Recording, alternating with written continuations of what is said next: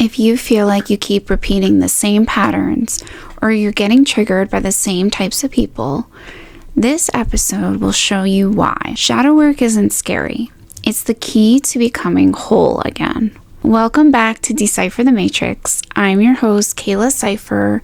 I'm an LCSW intuitive guide and shadow integration practitioner. Today's episode is one I know that so many of you have been craving, but may also be avoiding. Because let's be honest, shadow work sounds intense, mysterious, even a little intimidating. But shadow work isn't about summoning darkness or diving into negativity. It's not about fixing yourself or digging through pain endlessly. Shadow work in its truest form is the process of coming home to yourself, of meeting the parts you've abandoned, rejected, or pushed deep down. We're inviting them back into wholeness. So today we're exploring the real meaning of shadow integration, what it is, what it's not, and how to begin this journey in a grounded, safe, trauma-informed way. By the end of this episode, you'll have practical tools, fresh awareness, and a deeper connection to the self that you've been longing to meet. Take a breath. Settle into your body, and let's dive in. Let's start by clarifying what the shadow actually means. The shadow isn't the bad parts of you. It isn't darkness or evil. The shadow is simply the parts of you that you've learned to hide. Not because they're wrong, but because they were unsafe to express in the environments you grew up in. So, for example, if you were taught to be quiet, your assertiveness may now live in your shadow. If you were rewarded for being strong, your vulnerability may hide in your shadow. If you were told to be agreeable, your boundaries probably slipped into the unconscious. Over time, whole parts of your personality, your desires, your creativity, even your intuition can get pushed into the shadow. This creates an inner split. Your acceptable self and your unseen self. And here's the important part to remember. The shadow doesn't stay quiet. It leaks out as self-sabotage, emotional triggers, repeating patterns, projection onto others, sudden reactions that feel bigger than the situation, or that familiar feeling of, why am I like this? Shadow work isn't about digging up trauma. It's about creating relationship with the parts of you that are already speaking, just in ways that you don't understand yet. So take another breath with me. Feel into the truth that nothing inside you is wrong, just unintegrated. So now we're going to begin the integration journey.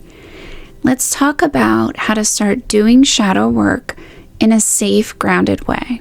So first, we want to identify our shadow triggers. A great place to begin is noticing the moments when you feel overly defensive, reactive, jealous, insecure, judgmental, or deeply irritated by someone else's behavior.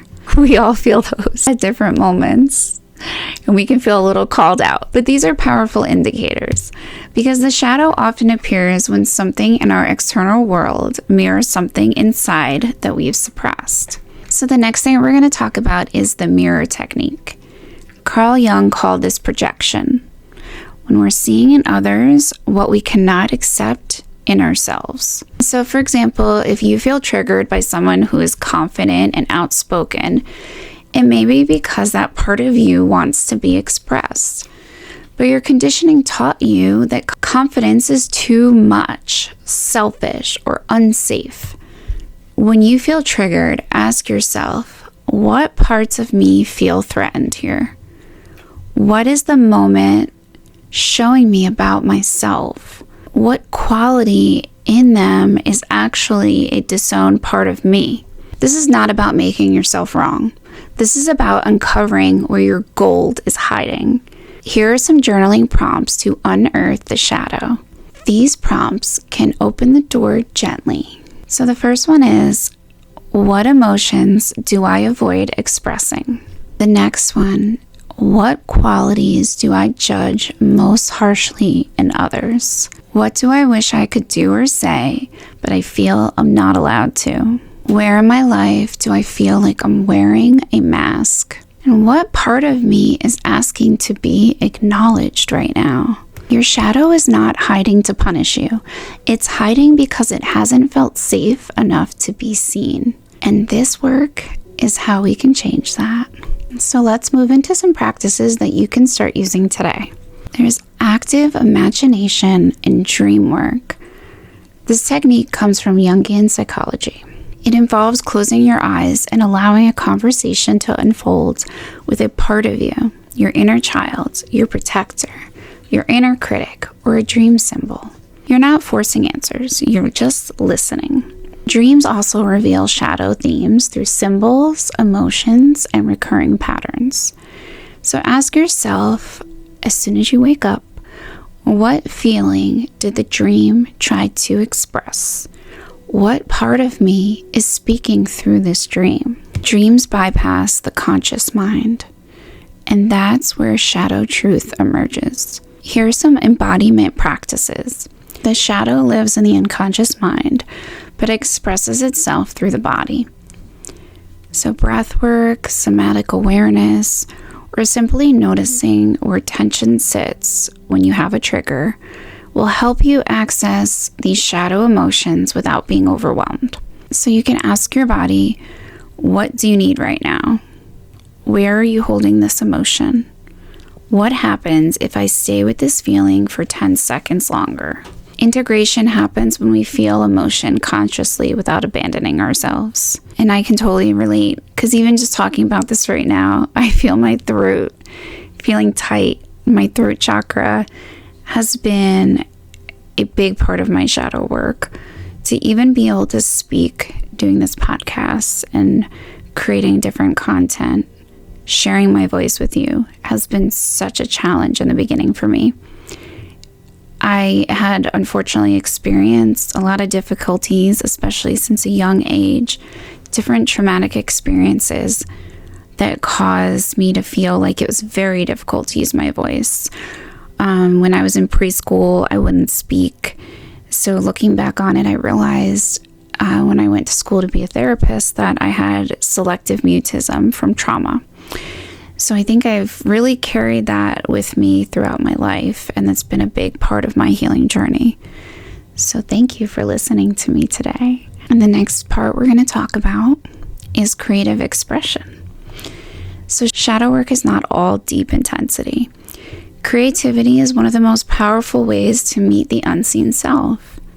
So you can try painting with no goal, intuitive drawing, free writing, movement or dance, sound expression, singing or toning, and sculpting or clay work. Creativity bypasses shame and lets the shadows speak in color, shape, and movement. There are so many benefits of embracing your wholeness. When you begin integrating your shadow, the results are life-changing. You can have increased self-compassion when you stop believing that your emotions make you too much. You begin meeting yourself with gentleness instead of judgment. The next one is authentic living. Because you're no longer hiding parts of yourself, your decisions become clearer. You stop performing, you start living from the inside out. We can also have more energy and creativity. Repressing your shadow drains your life force. Integrating it releases creativity, intuition, passion, and confidence. We can also have healthier, more honest relationships. You can't be intimate with others if you're disconnected from yourself. Shadow work deepens your capacity for vulnerability, communication, and empathy. You stop projecting and start relating. And you can live with integrated wholeness. Because shadow work isn't a one-time event. It's a lifelong relationship with your inner world. So now here are a few ways to continue the journey. You can have ongoing shadow check-ins. Ask yourself weekly, what triggered me this week? What emotion did I avoid feeling? And what part of me felt unseen? You can celebrate your integration. Notice the small wins, speaking your truth, setting a boundary, expressing emotions safely, catching yourself before a projection, choosing authenticity over performance. These are the moments that matter. So stay curious, stay open to the possibility that every trigger, every discomfort, and every emotional wave is an invitation, not a punishment, but an invitation. Shadow work becomes a way of life.